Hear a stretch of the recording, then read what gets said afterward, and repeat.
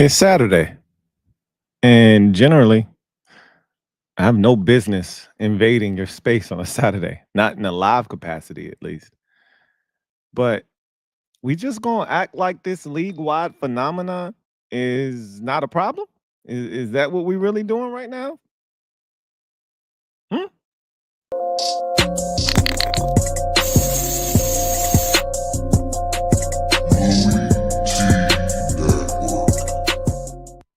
The Louie T Network is powered by MusicHead University. MusicHeads, classes in session. Turn me up. Enroll on YouTube now.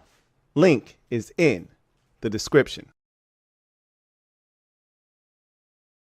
Who else could it be but me, your man, Louie T? Welcome to this bonus pod episode of the Louie T Network podcast. I, of course, am your set man, Louie T. Thank you for joining me. So I'm gonna try to make this nice and quick. I'm not here to talk your head off, but I'm amazed that this has not gotten more traction than it has. Let's just jump straight into the gym dropping session, shall we? I think we shall. Let me drop this gem on your melon. Open your mind, let your conscience be free. You're now rolling with your man, Louie T double E. Let me open you up, get you thinking a little bit. So I've been going back and forth on this for quite some time. And if you've been a staunch viewer of the channel, specifically the Commanders portion, you've seen me hiccup on this at least 2 or 3 times. And I wasn't sure. I kept seeing on the Commanders website that their second round pick, Trey Amos, was unsigned. Now, I was like, they haven't updated this site since like March, so not really going to put a lot of stock into it. But the thing that was a little bit odd was that I remembered every other, draft pick. There were only 5, so it's not like you had to keep tabs on 9 or 10 guys. The other 4 had signed, and they weren't in the same category as Trey Amos. Well, I was on the Commanders website this past week, and they finally updated everything. They got back into the office. They had updated the website, cleaned it up as camp nears. They've got all 90 guys nice and neat and tight on the site. And then there's one guy extracted away from the rest of the roster. All 89 other guys are nice and neat, tight together. And then there's one guy separated. And it says above his name, unsigned draft pick. And I'm like, is this true? And I've looked it up. AI is a sumbitch because AI, it'll lie to you. You got to be careful with AI. They'll go grab a quick answer, give you some shit, and you're thinking, oh, okay, yeah. I knew I wasn't tripping. Yeah, you are tripping. AI is tripping, so you tripping. So I looked around and I was like, is this true? Has he not signed? I was like, maybe they just didn't update it on their site again. Maybe. That's not a mistake a team makes on their team website, right? So then the Chargers are the first team to enter training camp with their rookies. Their rookies reported today really early, right? The 12th. Are the Chargers playing in a Hall of Fame game or something? Maybe they are, maybe they aren't. I don't know who's playing in this year's Hall of Fame game. But their rookies reported today. And one of their rookies hasn't signed yet. And it got me to thinking, well, just how many of these guys haven't signed their rookie deals yet? This is not common in the NFL. Since the 2011 CBA, where the rookie wage scale was introduced because the league was tired of guys like Sam Bradford coming in and becoming the highest paid player in the league. And, looking at the veterans and how frustrated they started to become at the fact that guys who hadn't put in any work, hadn't even touched the field for a single down yet, were coming into the league as the highest paid player. Didn't make sense. The structure was all backwards. So the 2011 CBA corrected that. And what it also ultimately did as well, probably as, and I'd say this was probably at the forefront of the minds of the NFL owners when they did it, but it was probably an unintended consequence, probably more intended than unintended, was that it also stopped holdouts, right? Guys trying to get as much money as they can extract from a team. It just made it easier for teams to say, hey, this is what your money is going to be. This is where you're slotted. Now you can just sign on the dotted line and we can move on, right? Now no more holdouts, no more worrying about, are you going to be able to get a guy to sign? It was pretty straightforward. And it was that way for the last, I don't know, 13 years or so, until last year, right? Maybe 2 years ago. We started hearing about this offset language and, guys wanting more guaranteed money. And I'm like, oh, okay, that's interesting. But it would be one or two guys. It wouldn't be, a lot of these players not signing contracts. Then you get to this year. And we've never seen anything like this since pre-2011, right? There's been two CBAs that have taken place, 2011 and 2021, that have come and gone, and we haven't really seen players, rookies, holding out, not signing contracts, et cetera, et cetera. However, this year, precedence has been set. And it has upset the entire second round of the NFL draft. I call these types of happenings the domino effect. One domino falls, then another domino falls, and because of those first two dominoes, now there's an effect. So what has transpired this year that has made things so interesting is that the Houston Texans did something that hadn't ever been done before, at least not before, well, ever. It hadn't been done prior to the 2011 CBA, and it hasn't been done until they did it. They fully guaranteed the rookie contract of their second round pick, Jaden Higgins, out of Iowa State. He was the 34th pick in the draft. Normally, when a second round pick signs a deal, his first 2 years, maybe 3, but normally it's the first 2 are fully guaranteed. For context, the 40th pick last year was Eagles corner, safety, defensive back, Cooper DeJean. He had 2 years guaranteed on his rookie deal last year. That's the standard practice for second round contracts. Well, the Texans gave Jaden Higgins a fully guaranteed rookie contract. All 4 years are guaranteed. Well, Carson Schlesinger, who was the 33rd pick in the draft, looked at Jaden Higgins' deal and said, hey, I want what he's having. So the Browns kind of were put in a tough spot, because if the guy behind you just got a fully guaranteed deal, it's hard for me to look at you and say, yeah, can't do that. So they anteed up and gave Carson Schlesinger a fully guaranteed second round contract, to which the 35th pick in the draft said, hey, I'd like one of those too, please. And you get to the 40th pick in the draft, and this is where things get a little interesting. New Orleans Saints select Tyler Shuck, quarterback out of Louisville. And he looked at the first 2 deals of the second round and said, those are fully guaranteed. Hey, I'm a quarterback. I should get one of those too. So he hasn't signed a deal yet, hoping that the Saints will say, yeah, I guess if they got it, you can have it too. But because Shuck hasn't signed, because if he would have signed a deal that was a standard, 2 years guaranteed second round contract, then every team behind him and all the agents would have been like, all right, we probably got to fall in line. But he hasn't signed, and no other pick in the second round has signed their rookie contract.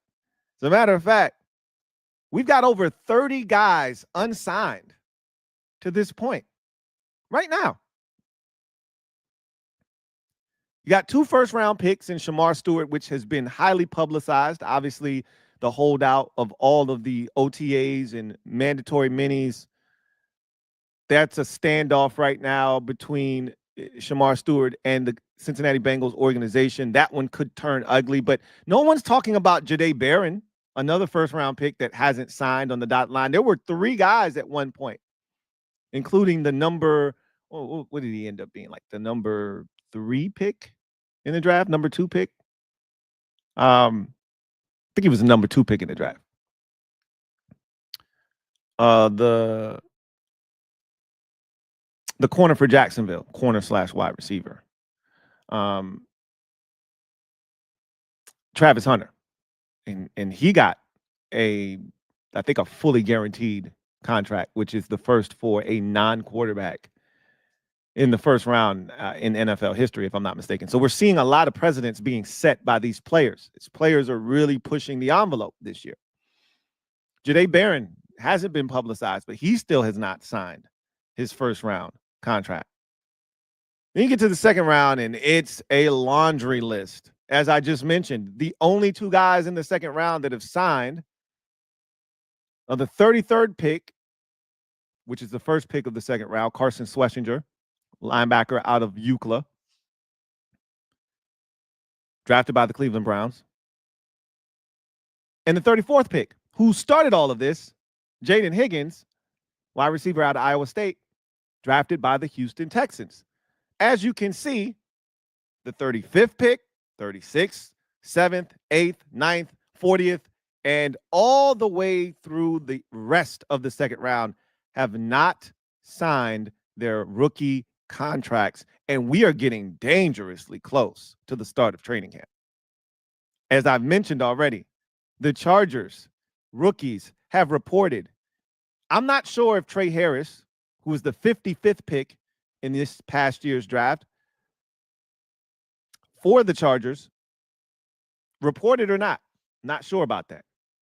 Not sure if these teams have the same thing instituted that they did for the OTAs and the mini camps that they had over the spring, where they essentially had like waivers for these players. Like if something happens to you, you're covered by XYZ amount of money per this injury waiver that you've signed. I don't know if they have those, or if these players can just simply hold out until their contracts. They're not under an NFL contract. They're not going to be fined.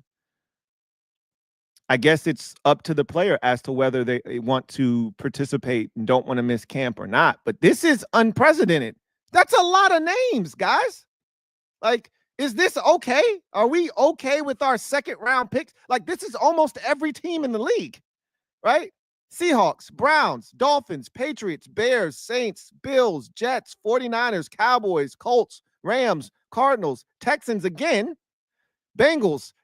And if I'm Ariante Ursary, I'm like, hell, if he got a fully, guaranteed contract, where's my fully guaranteed contract? Seahawks, Bengals, Panthers, Titans, Bucks, Packers, Chargers, Bears, Lions, Raiders, Ravens, Broncos, Commanders, Bears, Chiefs, Eagles. All have guys that have not signed a second round contract. And then you throw in the Jags, Jack Kaiser in the 4th round. I don't know what the hell's going on there. Probably some offset language. But whatever the case may be, this is a lot of names. And a lot of teams are being affected by this. Once again, the Cleveland Browns have effed some shit up. It's what they do, right? The Texans started this, though. Like, I'm going to give Cleveland a pass here because they were kind of put in a tough spot. The Texans are the ones that kicked this off. I'm always on the side of the players. You know that. So go get your money, right? Go get you a fully guaranteed second round contract. I'm all for it. Knock yourself out. The league is not for it. Clearly, we are at a standstill. And I wonder who is going to blink first. We've talked about it with the Shamar Stewart situation in Cincinnati because we know the Bengals organization, they just don't give up. They don't. They'll look him right in his eyes and say, you don't have the balls to hold out this year and enter the NFL draft again next year. You don't have the balls, the intestinal fortitude to turn down this amount of money based off of not wanting to adhere to our guidelines, to our demands. You don't have the balls to say, nah, I'm good. I'll just enter the draft next year. You ain't built like that. That's what the Bengals are counting on with Shamar Stewart. What about the rest of these guys, though? What are we doing right now? Like, am I tripping? Or is this a real thing? Like, what are we doing here? Teams are going to start trickling into camp. We've already had one. Like, rookies are reporting. What are we doing here? Can somebody inform me on what is going on and how are we going to get a resolution here? Maybe this is nothing. Maybe that's why there are not more people talking about this. Maybe it's a big nothing burger. One of these teams will get their player to sign, the rest will fall in line, and then this is a dead issue. It's a non-issue, and we can just go on about our business and get these camps kicked off and get the ball running. Yeah, hit the ground running and get the ball rolling. But what if Nick Amanawari of the Seattle Seahawks says, I want what the first two guys in the round got, and I'm not signing it if I don't. And the 36th pick in the draft, if I'm Quinshon Judkins, hey, I'm just 4 picks behind Carson Schlesinger. Like, I should get a fully guaranteed deal too, right? Like, you can't give one a fully guaranteed contract and not the other. The Texans, they could say to Ariante Ursary, hey, there's a big difference between 34 and 48, even though I wouldn't be trying to hear that shit. These are like kids. You can't give one kid this and not the other kid, right? Like, you can't give this kid 3 cookies and then tell the other kid, you only get 2. Well, why am I only getting 2? Because I said so. That's not good enough, right? Judkins is literally the 36th pick. Schlesinger was the 33rd pick. If he's getting a fully guaranteed deal, I need the same thing.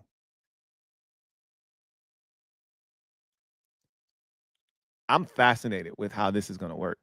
And as a Commanders fan, I'm all the way at the bottom of this list here, 61st overall, saying, hey, get this guy in camp. That's our starting boundary corner. Get this guy in the training camp. I mean, what are we doing here, right? But no team wants to be the one to jump the gun and put themselves in a position where now they're kind of exposed, right? And no player, conversely, no player wants to sign his deal and say, you know what, I just want to go to camp. I just want to be with my teammates. I don't want to miss anything. I need to get in here and get to work. So I'll just sign the standard, deal where I get 2 years guaranteed, 3 years guaranteed, but not the full 4, so I can get to camp. There are not going to be many players that are going to do that. And their agents aren't going to, like, agents, they work for the player, right? So they can't tell them what to do, but they're going to insist that you don't sign unless you get a fully guaranteed contract like the other 2 guys did. This is a developing story, as they say in the business. And I am shocked that we haven't heard more about this. This could change the game for second-round picks moving forward. Just like Shamar Stewart's situation could change the way first-rounders handle their contractual situations.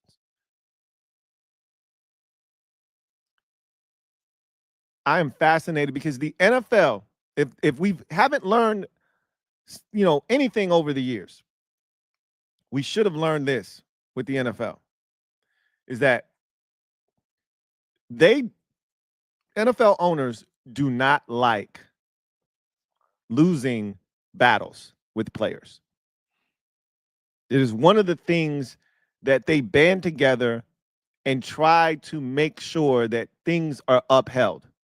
Sometimes a team or two goes against the grain and it messes up the fabric of what they've created, the dynamic that they've set up, where we're not going to move the needle too far, right, from a pay standpoint. Like it's rare. Like we saw Justin Jefferson get $36 million a year. Usually how this works is the next guy gets 36 and a half or 37, right? I was shocked to see Jamar Chase jump all the way to 40. Now, Jamar Chase didn't even get as much guaranteed money as Justin Jefferson did, but to jump to 40 a year, you've just moved the needle a lot further than the rest of the league would have preferred you to, because now when the next guy that has to get paid, that has to leapfrog Jamar Chase, he's going to have to get more than 40 a year, right? Now, the guarantees are what matter the most. But generally, the league moves as one. The Texans stepped out of bounds here. They stepped out of bounds. And now it has caused a ripple effect or domino effect. And I am fascinated to see how this one ends. Because you've got basically the rest of the league in limbo because of two teams going rogue and doing something that had never been done before. And that's giving a second round pick a fully guaranteed contract.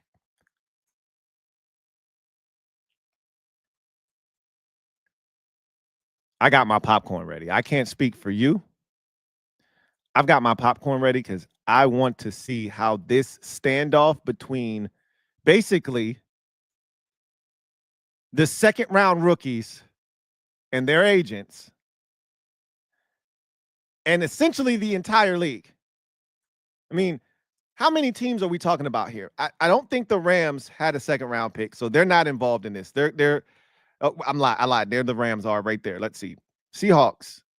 1, 2, 3, 4, 5, 6, 7, 8, 9, 10, 11, 12, 13, 14, 15, 16, 17, 18, 19, 20, 21, 22, 23, 24, 25, 26, 27.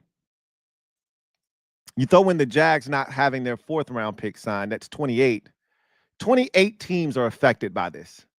Only 4 teams don't have anything to do with this mess between the first and the fourth round, right? But really the second round is where all of this damage is being done. The Broncos, how would you like to be a Broncos fan right now? Your first or second round picks aren't signed at all.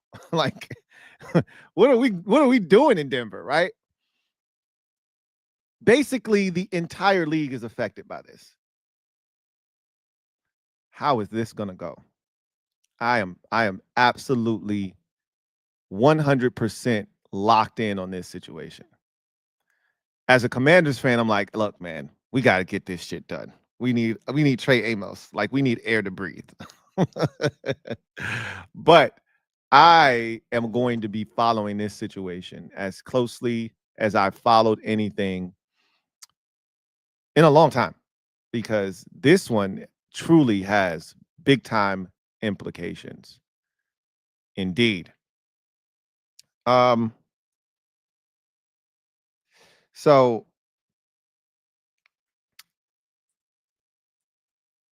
that pretty much is going to do it for me, your man, Louie T. This is something that we need to keep tabs on. All right. So trust me when I tell you that this is a big deal. This is a big deal, guys.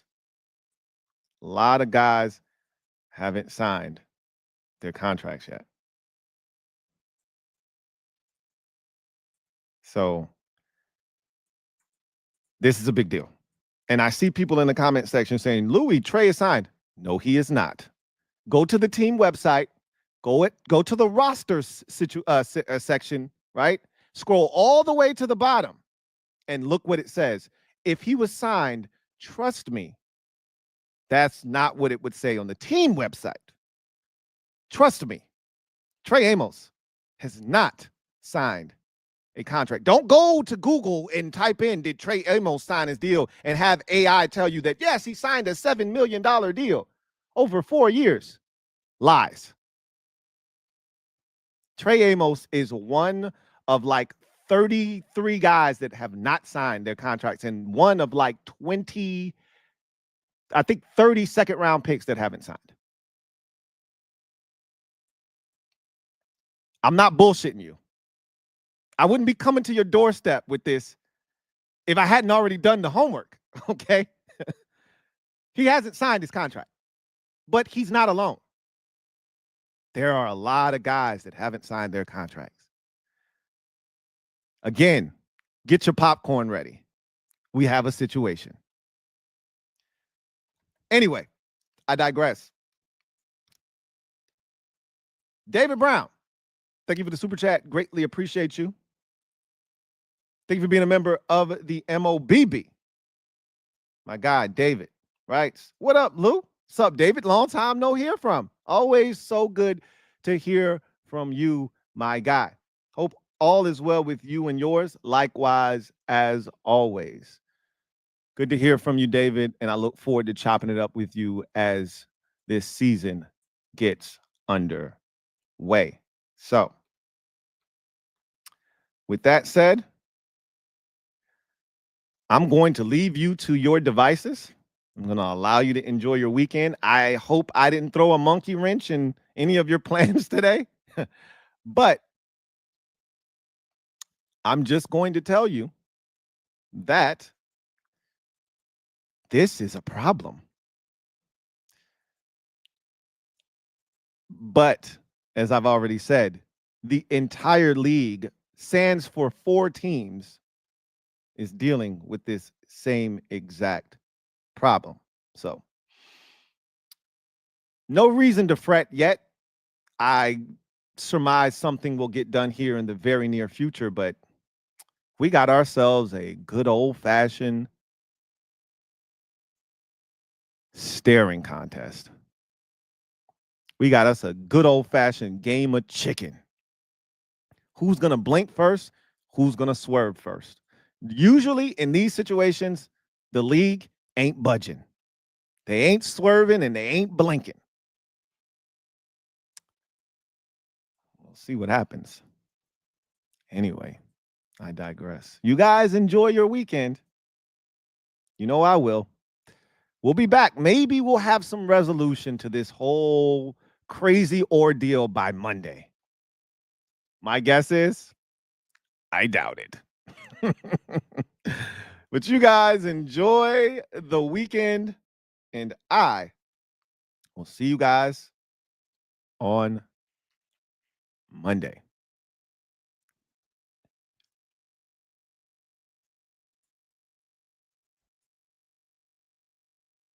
Peace and a bottle of hair grease.